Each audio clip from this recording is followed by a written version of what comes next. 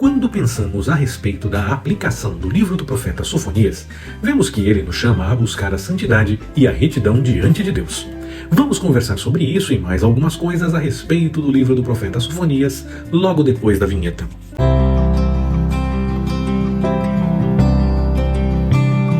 Olá, Pastor Ricardo na área, graça, paz e alegria. Nós teremos apenas esta mensagem para que possamos conversar a respeito do livro do profeta Sofonias. E para que essa conversa fique completa, eu espero a sua participação no espaço de comentários. Lá você pode fazer suas observações a respeito desta mensagem, deixar o seu testemunho e também a sua pergunta, e permitindo o Senhor, tão logo seja possível, estarei respondendo, e assim podemos conversar mais a respeito do livro do profeta Sofonias nesta mensagem.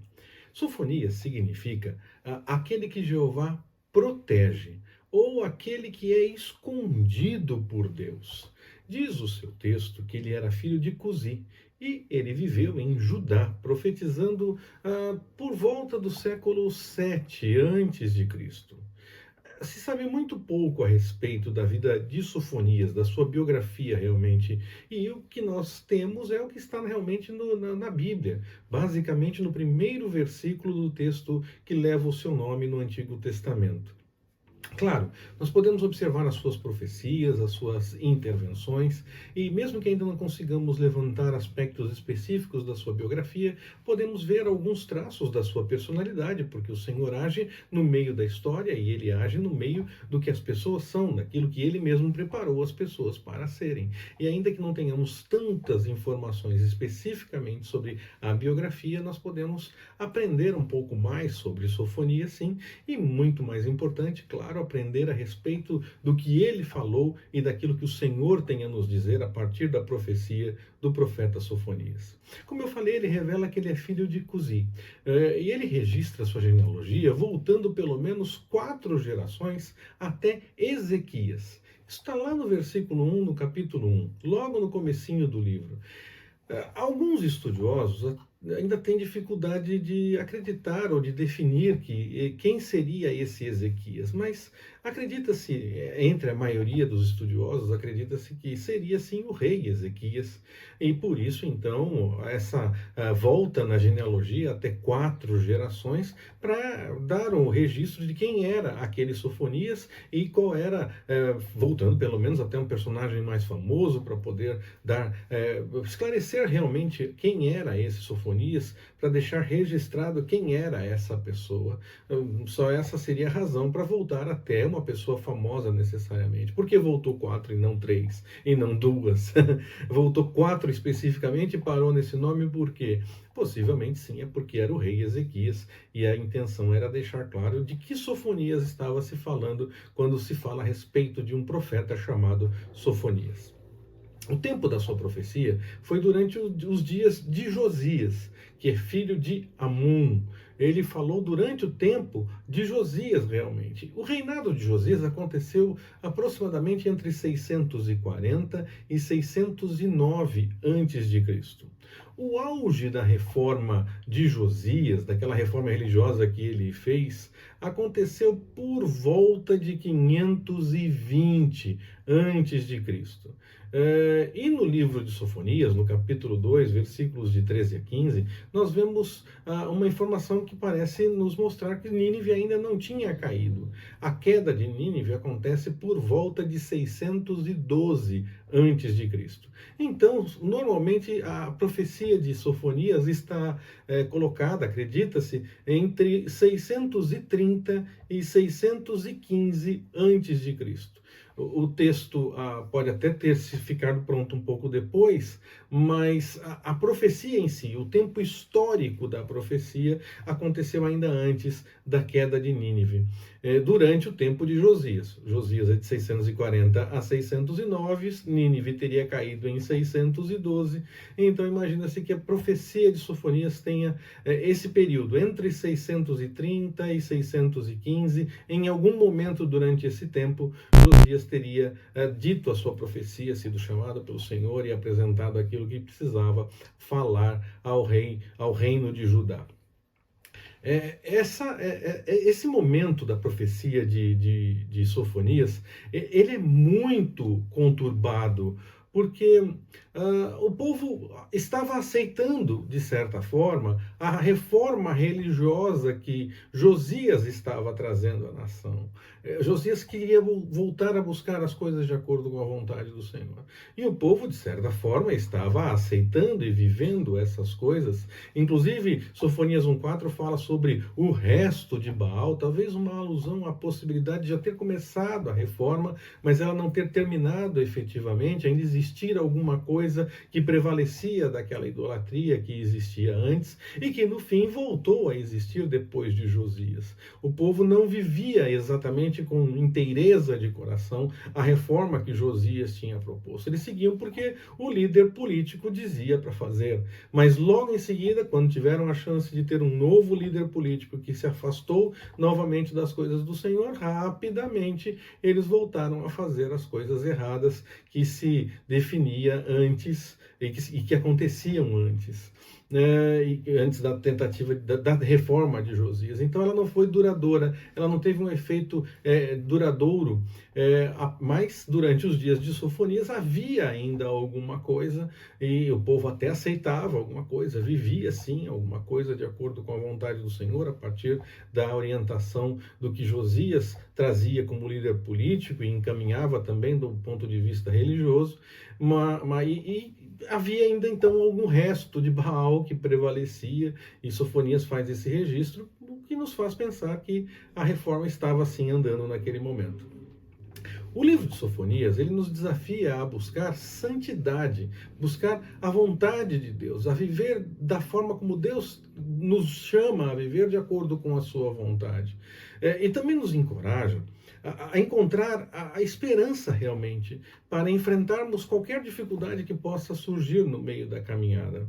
É uma mensagem muito profunda que, claro, tinha o objetivo histórico de alertar Judá com relação às coisas que estavam acontecendo, mas que fala muito também à nossa vida nos nossos dias e apresenta muitas lições que são preciosas para nós nos nossos dias. Nós olhamos para a história, olhamos para o que o texto quis dizer naquele momento histórico e podemos trazer exemplos para os nossos dias e notar as coisas que o Senhor tem para fazer no nosso meio e aquilo que o Senhor nos chama a viver também a partir da profecia de Sofonias. Ainda que não se fale especificamente das coisas que a profecia está apresentando, nós podemos ter essas coisas como exemplo, sim, para que possa nos motivar a buscar uma vida que agrade ao Senhor, que faça as coisas de acordo com a vontade dele. Nesse período histórico de Sofonias, ele foi contemporâneo de Naum, de Jeremias no comecinho e também da profetisa Ulda, que foi aquela que falou com os emissários de Josias para que a reforma fosse feita e essa coisa toda. Essa mensagem de Sofonias causa um impacto muito grande no meio do seu povo e também causa um impacto muito grande nos nossos dias, porque ela fala do castigo por conta da desobediência, do pecado, mas também fala da salvação que há no Senhor, fala do dia do Senhor, da restauração que vem a partir da intervenção de Deus na história. Então, se nós fizermos a leitura do texto de Sofonias com a graça em mente, com o que nós entendemos da graça no Novo Testamento, nós podemos notar que essa profecia se torna uma grande mensagem evangelística, tendo esse ingrediente da graça, porque chama o povo à correção diante de erros, fala dos erros, chama à correção e mostra a restauração que pode acontecer quando busca a vontade do Senhor. De acordo com o arranjo das escrituras hebraicas, Sofonias teria sido o último profeta a colocar ponto final no seu texto antes do cativeiro. Jeremias foi aquele que viveu o antes, o durante a queda e o logo depois da queda. Ele também conta algumas histórias que aconteceram no seu livro. Então, o livro de Jeremias recebeu o ponto final depois que o povo já estava definitivamente em cativeiro. E Sofonias teria sido o último profeta a escrever e deixar o texto pronto antes do cativeiro. E eu acredito sim que Sofonias seja o autor do seu texto. Dificilmente outra pessoa teria terminado de escrever esse texto, teria encaminhado esse texto. Sofonias deve sim ser o autor do seu próprio livro. Essas informações de história, essas pitadas de conhecimento histórico são importantes para que nós possamos aprofundar na nossa devocional, quando fazemos uma leitura devocional da Bíblia, mas também, e basicamente, muito mais importantes para a questão do estudo bíblico, para que possamos aprofundar em certos conhecimentos e talvez em conversas com outras pessoas, ter algumas respostas a respeito de algumas coisas. E aqui no canal do Ministério Compartilhando, nós nos preocupamos tanto com essa questão da devocional, como com essas informações para aprofundar no estudo bíblico. Então, se você ainda não fez a sua inscrição aqui no nosso canal, faça a sua inscrição, ative as notificações, e então, quando tivermos uma nova mensagem, teremos a chance de conversar mais a respeito dessas informações, quem sabe aprofundar um pouco mais a partir das perguntas, do bate-papo através dos comentários, e aí podemos crescer no entendimento de todas essas coisas. O contexto histórico de Sofonias, então, como eu falei, envolve essa questão do reinado de Josias, da reforma religiosa. Mas se nós voltarmos pelo menos 100 anos antes dos dias em que Sofonias trouxe a sua profecia, que o Senhor chamou para falar, o reino do norte, Israel, já tinha sido levado cativo para a Síria. É um cativeiro um pouco diferente do que aconteceu com Judá e a Babilônia, mas houve sim um cativeiro, inclusive a terra do reino do norte tinha sido recolonizada por outras pessoas, pelos conquistadores e por aqueles que os conquistadores escolheram para viver naquele local. E o Reino do Sul também passava por problemas com relação à Síria. Além de ter visto o Reino do Norte ser desmantelado, desmontado, eles também passavam problemas durante os dias de Manassés e de Amon. Amon é o pai de Josias. Durante esses dias, o Reino do Sul pagava tributo para a Síria para tentar evitar uma invasão. Pelo menos eles entendiam dessa forma, acreditavam que porque pagavam tributo, eles tinham estavam impedindo a questão da invasão da Assíria com relação a Judá. Claro, o Senhor é quem estava cuidando de todas as coisas e tinha outros propósitos, e nós sabemos da história. Mas naquele momento eles achavam que porque pagavam tributo, eles estavam impedindo que houvesse qualquer problema. Mas acabou tendo então uma aliança com a Síria, que ela acabava dominando um pouco, mas não totalmente. E isso também influenciou politicamente Judá. E não apenas politicamente, mas nas questões sociais, nas questões de comportamento e principalmente na questão religiosa.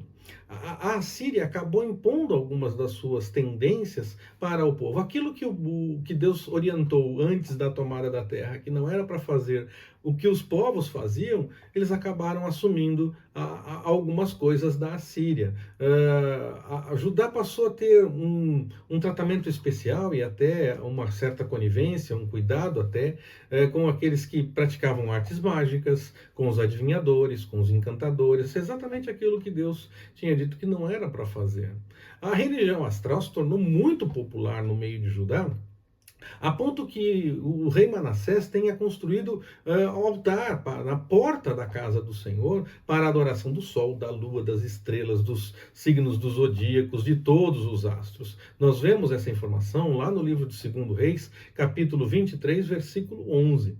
Nós temos como buscar esses detalhes na própria Bíblia. A adoração da deusa mãe da Assíria se tornou uma prática que envolvia todas as pessoas das famílias de Judá. Jeremias nos traz essa informação no capítulo 7, versículo 18. Agora, aos poucos, a situação foi mudando, a Assíria foi perdendo essa predominância.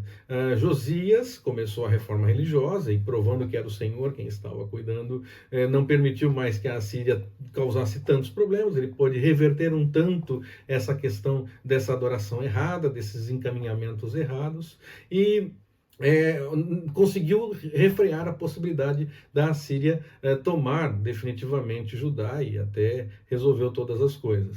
E no fim, a Assíria foi perdendo também força do ponto de vista internacional, porque uma Babilônia em ascensão foi vencendo todos e Nínive acabou sendo destruída pouco depois do tempo de Sofonias. Nós fizemos então agora um apanhado entre um pouco antes de Sofonias e logo depois, que foi a queda de Nínive. A aplicação do livro de Sofonias ela é muito profunda se nós pensarmos no nosso dia a dia. Esse livro nos chama a realmente realmente buscar a vida de santidade diante do Senhor, a buscar aquilo que o Senhor tem nos orientado para viver de acordo com a sua vontade, para buscarmos retidão realmente diante de Deus. Sofonias exorta, especificamente, historicamente falando, o povo de Judá a se arrepender dos caminhos errados e voltar a viver de acordo com a vontade do Senhor. Essa mensagem, claro, quando nós pensamos nela, nós trazemos para os nossos dias e entendemos que nós devemos viver separados do pecado, ausentes, longe dessa questão pecaminosa e buscando uma vida de acordo com a vontade do Senhor, para que possamos testemunhar que vivemos essas coisas de acordo com o que quer o Senhor. E o livro de Sofonias também nos oferece a ideia da esperança diante das tribulações. O dia do Senhor, que é tratado no livro, mostra que, ainda que as dificuldades se apresentem e elas possam se acentuar ainda mais, o Senhor trará restauração, o Senhor está cuidando de todas as coisas. E nós podemos confiar no Senhor que cuida dessas coisas todas e que traz essa restauração para o seu povo. Então que nós possamos realmente aprender com o livro de Sofonias a buscar a vida de santidade, a deixar o caminho do pecado, aquilo que desagrada ao Senhor, viver com uma esperança viva realmente na vontade do Senhor e no cumprimento daquilo que Ele tem para realizar no nosso meio. Confiar na fidelidade do Senhor. E mesmo no meio das dificuldades, seguir caminhando, tendo a certeza de que o Senhor cuida de todas as coisas. Que essa mensagem realmente possa nos incentivar a viver uma vida no altar do Senhor, buscando as coisas de acordo com a vontade dEle. E que nós possamos depositar a nossa esperança no Senhor, aquele que realmente pode nos restaurar em qualquer momento. Que o Senhor nos abençoe. Forte abraço. Até mais, permitindo o Senhor.